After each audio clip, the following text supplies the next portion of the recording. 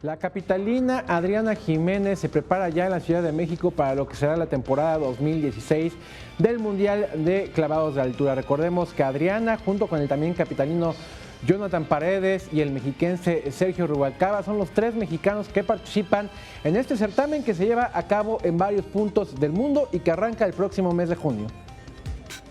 Los clavadistas de altura Adriana Jiménez Trejo y Sergio Guzmán Rubalcaba iniciaron sus entrenamientos en el Centro Nacional de Desarrollo de Talentos Deportivos y Alto Rendimiento, con miras a su participación en la Serie Mundial de la especialidad que dará inicio el próximo 4 de junio en Texas, Estados Unidos. La capitalina Jiménez destacó que las instalaciones del CENAR cuentan con todo lo necesario para ponerse a punto y prepararse de cara a lo que será la temporada 2016 del Mundial de Clavados de Altura, donde también participará otro clavadista de la Ciudad de México, Jonathan Paredes. En la edición de este año, en la rama femenil, por primera vez en la historia del certamen, se llevarán a cabo 7 etapas en lugar de 3, en las cuales participará Adriana. Vianey Zárate, 21 Noticias.